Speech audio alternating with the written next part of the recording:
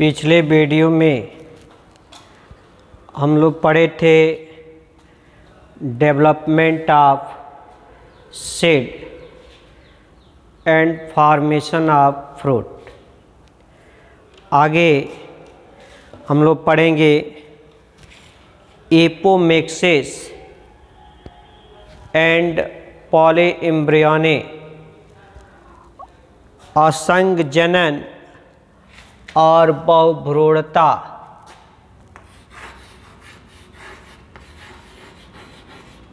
Apomixis and polyembryony,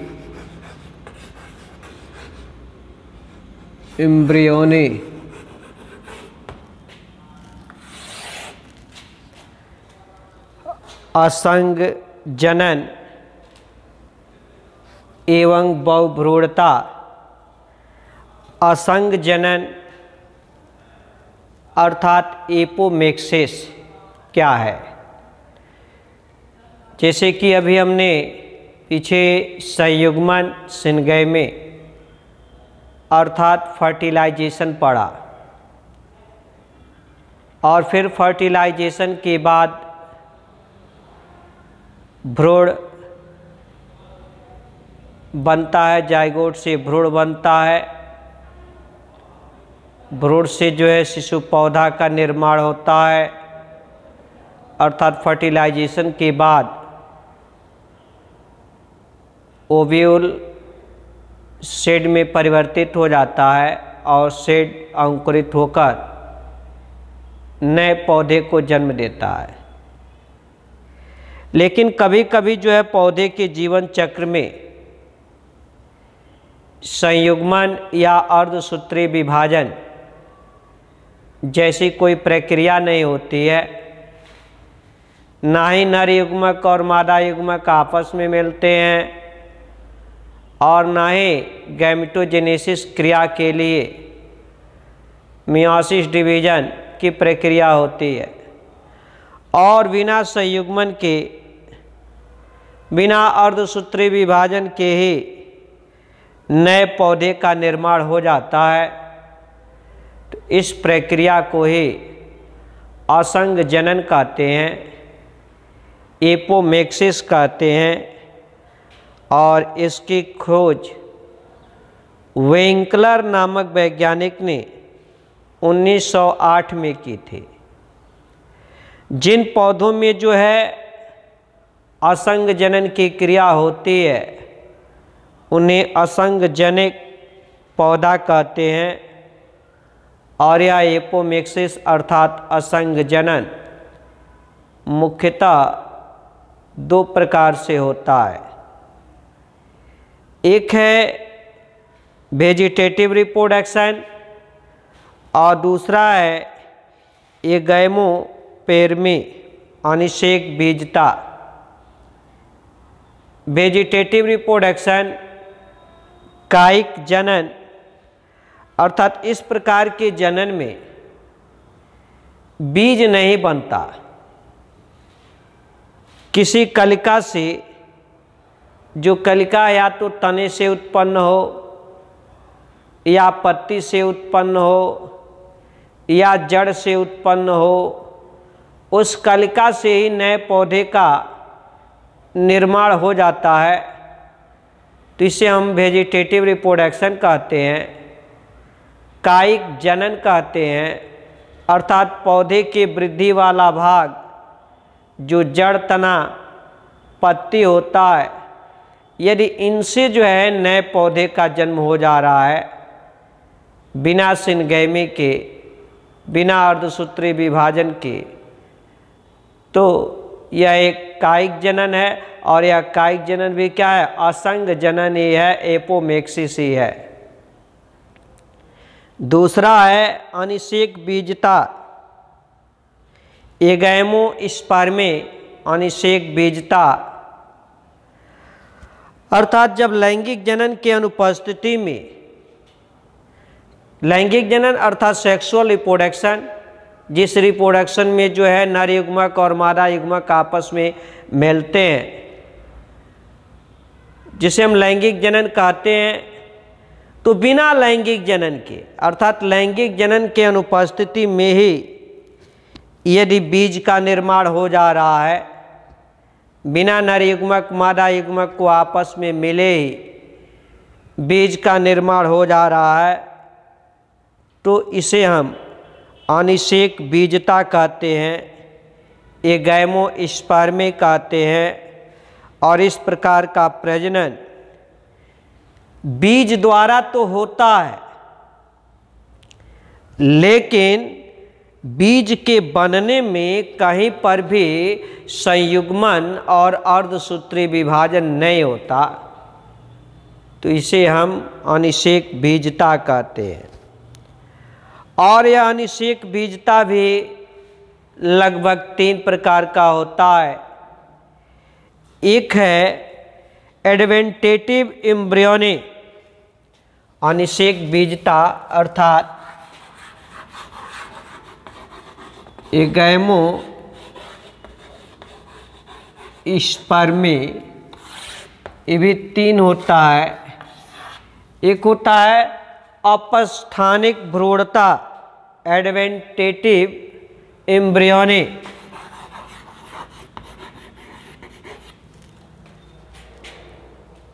adventive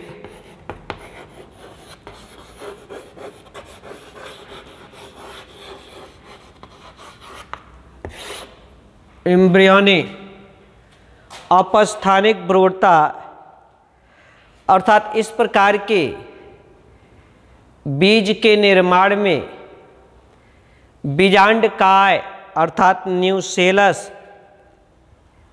या उस बीज का जो इंटेगुमेंट है, आध्यावरण है, उस आध्यावरण की कुछ कोशिकाएं जो हैं विभाजित होकर वृद्धि करके और भ्रूण का निर्माण कर लेती हैं।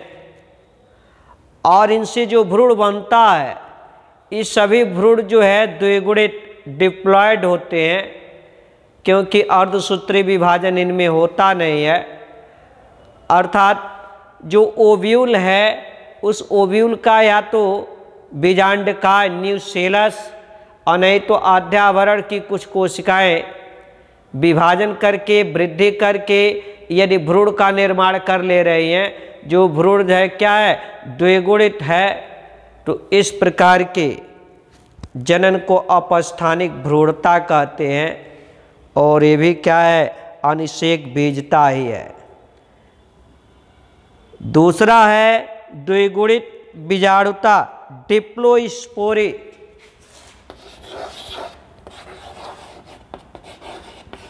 डिप्लोस्पोरी द्विगुणित बीजाणुता, अर्थात इस प्रकार के बीज के निर्माण में जो दीर्घ बीजाणु मात्र कोशिका होता है, मेगा स्पोर मदर सेल, इनमें जो है बिना अर्धसूत्री विभाजन के ही भ्रूणकोश बन जाता है। बिना अर्धसूत्री विभाजन का भ्रूणकोश बन जाता है, अर्थात यह भ्रूणकोश कैसा होता है, द्विगुणित होता है, डिप्लॉयड होता है। क्यों? क्योंकि इनमें अर्धसूत्री विभाजन होता ही नहीं है।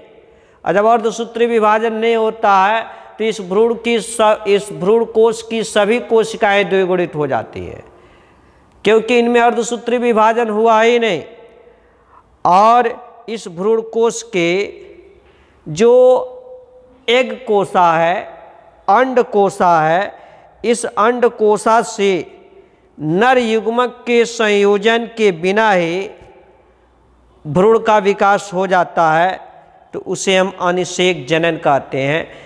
अर्थात जो एग सेल है, चूँकि एग सेल भी क्या है, द्विगुणित है, क्योंकि अर्धसूत्री विभाजन हुआ नहीं है, और इस एग सेल से ही भ्रूण का विकास हो जा रहा है बिना नर युग्मक के संयोजन से ही, तो इसे हम क्या, अनिषेक जनन कहते हैं। जैसे एक्सेरिस डेंटाटा में जो है अनिषेक जनन की क्रिया होती है। ऐसे है एपोस्पोरी अपबीजाणुता, एपोस्पोरी अपबीजाणुता, इसकी खोज जो है रोजनबर्ग नामक वैज्ञानिक ने सन 1907 में की थी। और इसमें जो है बीजांडकाय की कोई कोशिका एक ऐसे भ्रूण कोश का निर्माण करती है जिसकी प्रत्येक कोशिका में गुणसूत्र द्विगुणित होती है।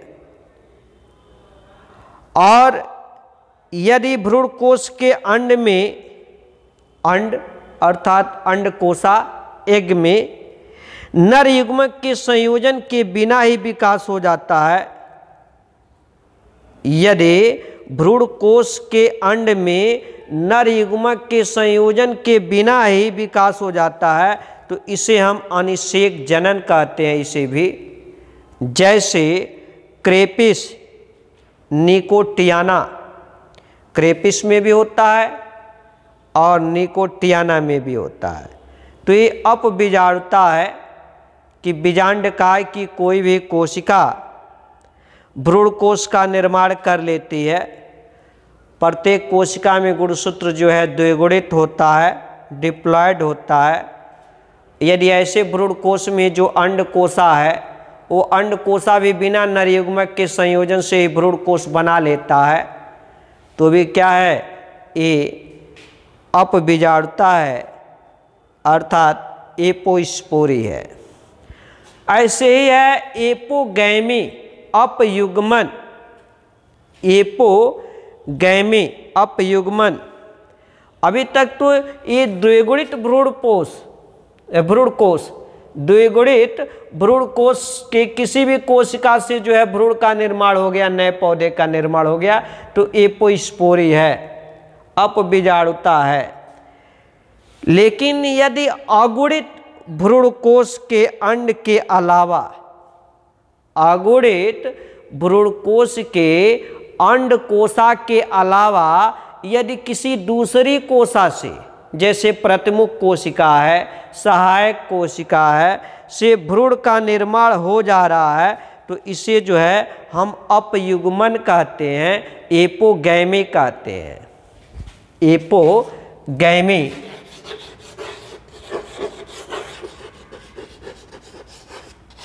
होता क्या भी एपोगैमी में कि जो अगुणित भ्रूण कोश होता है जिसमें 7 कोशिकाएं 8 केंद्रक होता है, इस अगुणित भ्रूण कोश में अंडकोशा के अतिरिक्त जो 3 प्रतिमुख कोशिका है और 2 सहायक कोशिका है, अंडकोशा की सहायक कोशिका है, इन 5 से अर्थात 3 प्रतिमुख कोशिका 2 सहायक कोशिका, इन 5 में से किसी से भी यदि भ्रूण का निर्माण हो जाता है तो क्या है, इसे हम अपयुग्मन कहते हैं, अगुणित होता है।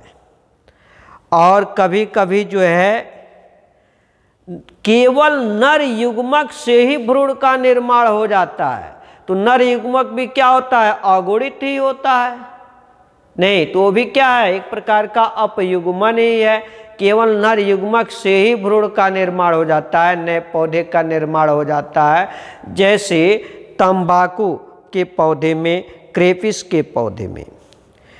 तो अगुणित अपयुग्मन ये सब हैं कि अकेले एक हैप्लॉइड, चाहे वह प्रतिमुख कोशिका हो चाहे सहायक कोशिका हो, अंडकोशा के अतिरिक्त, इनसे जो है यदि भ्रूण बनता है तो अपयुग्मन है। यदि केवल अगुणित नर युग्मक से ही भ्रूण बन जाता है जैसे तंबाकू में तो वो भी क्या है, अपयुग्मन है। लेकिन जो अपबीजाणुता है एपोस्पोरी, ये अपबीजाणुता जो है द्विगुणित बीजाणुता से उत्पन्न भ्रूण कोश होता है, द्विगुणित होता है और यह अंड के अलावा कोई कोशिका अथवा भ्रूण बना लेती है तो इसे द्विगुणित अपयुग्मन कहते हैं। जैसे यहाँ अगुणित अपयुग्मन है वैसे एपोस्पोरी में सभी की सभी कोशिकाएं क्या है, द्विगुणित हैं और यदि अंड कोशा के अतिरिक्त किसी अन्य से भी अगर ये भ्रूण बना लेता है तो इसे हम द्विगुणित अपयुग्मन कहेंगे, डिप्लॉयड एपोगैमी कहते हैं। ठीक है। और फिर है पार्थेनोकार्पी, बार बार शॉर्ट नोट्स पूछता है पार्थेनोकार्पी अनिषेक फलन क्या है, कि बिना फर्टिलाइजेशन के, बिना निषेचन के, बिना पॉलिनेशन अर्थात परागण के यदि फल का निर्माण हो जाता है तो इस क्रिया को अनिषेक फलन कहते हैं। ऐसे फल को अनिषेक फल कहते हैं। इस फल में बीज का निर्माण नहीं होता है, और यदि बीज का निर्माण हो भी गया तो उस बीज का अंकुरण नहीं होता है, उससे नए पौधे की उत्पत्ति नहीं होती है, तो इसे जो है हम अनिषेक फलन कहते हैं। ठीक है। तो ईरा एपोमेक्सिस असंग जनन। फिर है पॉली एम्ब्रियोनी बहुभ्रूणता, पॉली एम्ब्रियोनी अर्थात बहुभ्रूणता क्या है, तो एक बीजांड या एक बीज में, एक बीजांड या बीज में एक से अधिक भ्रूण का निर्माण होना ही बहुभ्रूणता कहलाता है, पॉली एम्ब्रियोनी कहलाता है। एक बीजांड में या एक बीज में एक से अधिक भ्रूण के निर्माण की क्रिया को हम बहुभ्रूणता कहते हैं, पॉली एम्ब्रियोनी कहते हैं। और अनावृत बीजी पौधों में यह घटना सामान्य है, सामान्यतः देखने को मिलता है, लेकिन आवृत बीजी पौधों में यह घटना बहुत कम देखने को मिलता है। और इस बहुभ्रूणता की खोज एंटोनी वान ल्यूवेनहॉक ने जो है 1791 ईस्वी में संतरे में की थी। एंटोनी वान ल्यूवेनहॉक ने 1791 ईस्वी में जो है बहुभ्रूणता की खोज की थी, जो कि अनावृत बीजी पौधों में सामान्यतः दिखाई देता है, आवृत बीजी पौधों में बहुत कम दिखाई देता है। और एंटोनी वान ल्यूवेनहॉक ने संतरे के पौधे में जो है इसकी खोज की थी। तो यह बहुभ्रूणता भी कई प्रकार का होता है, जिसमें पहला है सिंपल पॉली एम्ब्रियोनी।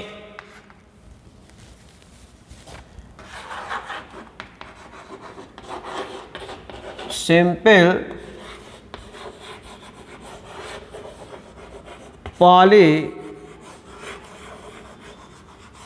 एम्ब्रियोनी, सरल बहुभ्रूणता, सिंपल सरल साधारण, अर्थात इस दशा में जो है बीजांड में एक से अधिक भ्रूण कोष होते हैं।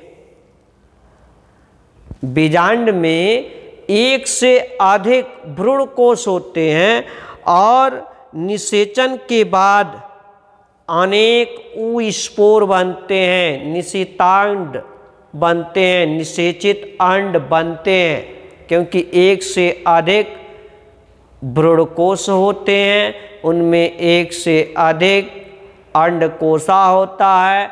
तो निषेचन के पश्चात जो है एक से अधिक निषेचित अंड अर्थात ऊस्पोर्स का निर्माण होता है, और प्रत्येक एक ऊस्पोर से जो है एक भ्रूण की उत्पत्ति होती है। तो इस प्रकार से एक बीज में एक से अधिक भ्रूण का निर्माण होता है, और ये साधारण तरीके से हो रहा है क्योंकि एक बीज में एक से अधिक भ्रूण कोष है और एक से अधिक जो है भ्रूण का निर्माण हुआ। तो इसे हम सिंपल पॉली एम्ब्रियोनी कहते हैं, सरल बहुभ्रूणता कहते हैं। जैसे ब्रेसिका, ब्रेसिका जिसमें सरसों, ब्रेसिका सरसों में ये सरल बहुभ्रूणता पाई जाती है। फिर है दूसरा mixed poly embryony. Mixed poly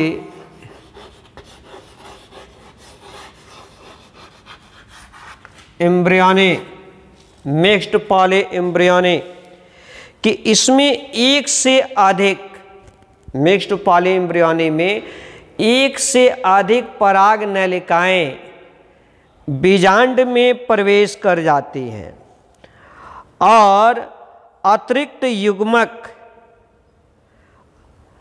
जो प्रमुख कोशिका है, सहायक कोशिका है, इनसे संयुक्त होकर और द्विगुणित भ्रूण का निर्माण कर लेती हैं। एक से अधिक क्या पराग नलिकाएं जो हैं वो बीजांड में प्रवेश कर जाती हैं और युग्मक कोशिका के अतिरिक्त अर्थात अंड कोशिका के अतिरिक्त जो प्रमुख कोशिकाएं हैं, जो सहायक कोशिकाएं हैं, उनसे संयुग्मित होकर और द्विगुणित भ्रूण का निर्माण कर लेती हैं। तो इसे हम मिश्रित बहुभ्रूणता कहते हैं। जैसे एलियम में मिश्रित बहुभ्रूणता पाया जाता है, जैसे पोआ में मिश्रित बहुभ्रूणता पाया जाता है। तीसरा है क्लीवेज पॉली एम्ब्रियोनी।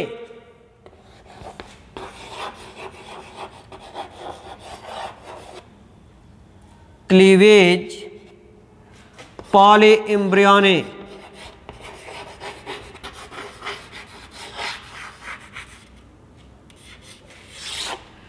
बिल्कुल जैसे जंतुओं में, मनुष्यों में जो आइडेंटिकल ट्विंस होता है, उस आइडेंटिकल ट्विंस की भांति होता है विदलन बहुभ्रूणता, कि जब भ्रूण कोश में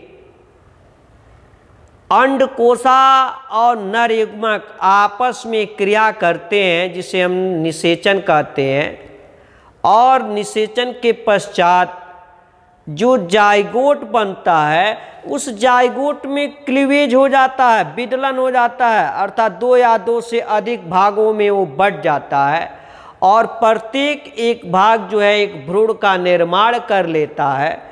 ये जो विदलन होता है बिल्कुल समसूत्री विभाजन के समान ही होता है कि जब नर युग्मक अंडकोशा से क्रिया करके ऊ-स्पोर जाइगोट बनाया तो उसमें क्लीवेज अर्थात विदलन की क्रिया हुई, अर्थात समसूत्री विभाजन की क्रिया हुई और बार बार की समसूत्री विभाजन के कारण दो या दो से अधिक भाग बन जाते हैं और प्रत्येक एक भाग जो है भ्रूण का निर्माण करता है। तो इस प्रकार के भ्रूण को हम क्लीवेज पॉली एम्ब्रियोनी अर्थात विदलन बहुभ्रूणता कहते हैं। और फिर है अपस्थानिक बहुभ्रूणता, कि भ्रूण या तो बीजांडकाय से नहीं तो अध्यावरण की कोशिकाओं के विभाजन के फलस्वरूप उत्पन्न हो जाए, या तो बीजांडकाय के कोशिका के विभाजन के फलस्वरूप या अध्यावरण की कोशिका के विभाजन के फलस्वरूप भ्रूण उत्पन्न हो जाए, तो इसे ही हम अपस्थानिक भ्रूणता कहते हैं। जैसे नींबू में, संतरा में, आम में अपस्थानिक भ्रूणता पाई जाती है। ठीक है।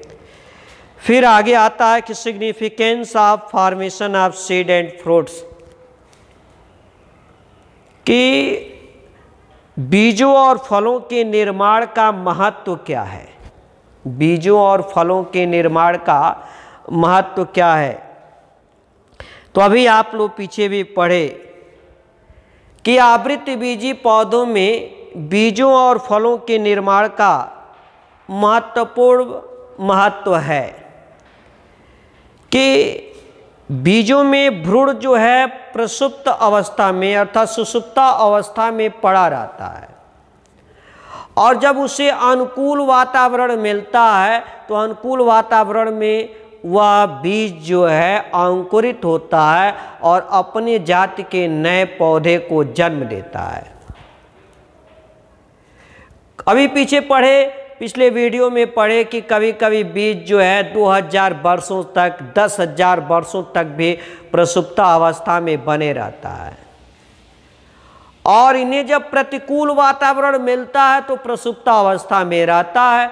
जब कभी भी अनुकूल वातावरण इसे मिल जाता है, अर्थात इस बीज के अनुसार, बीज के अंकुरण के लिए क्या चाहिए, तो बीज के अंकुरण के लिए ह्यूमिडिटी चाहिए, नमी चाहिए, आर्द्रता चाहिए। तो पहला ह्यूमिडिटी, आर्द्रता चाहिए। दूसरा ऑक्सीजन चाहिए। और तीसरा उचित तापमान, टेम्परेचर चाहिए। जब ये तीनों जो है अनुकूल अवस्था में मिल जाता है तो वह बीज जो है अंकुरित होकर अपने जाति के अनुसार नए पौधे को जन्म दे देता है। यदि नहीं मिलता है तो प्रसुप्तावस्था में पड़ा रहता है, निष्क्रिय की भांति पड़ा रहता है। उस जाति का स्पर्म सीड, जिसे बीज कहते हैं, अधिक दिनों तक जो है इस पृथ्वी पर बना रहता है, जिससे उसकी जाति को नष्ट होने का खतरा नहीं होता है। तो ये एक महत्व जो है बीज का है।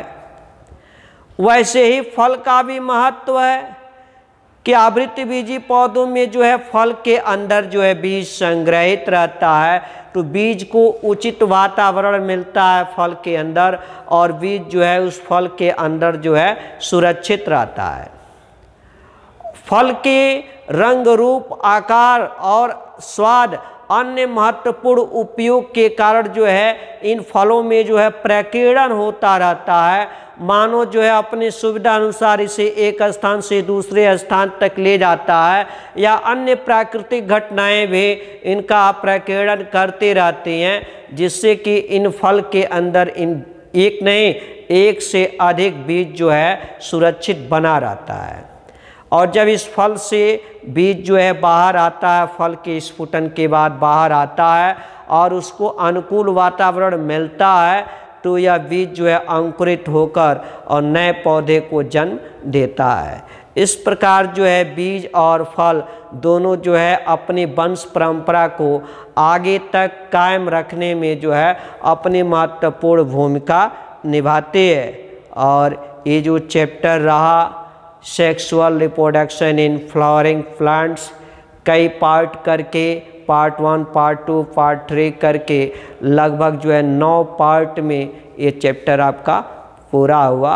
नेक्स्ट वीडियो में नेक्स्ट चैप्टर प्रारंभ किया जाएगा।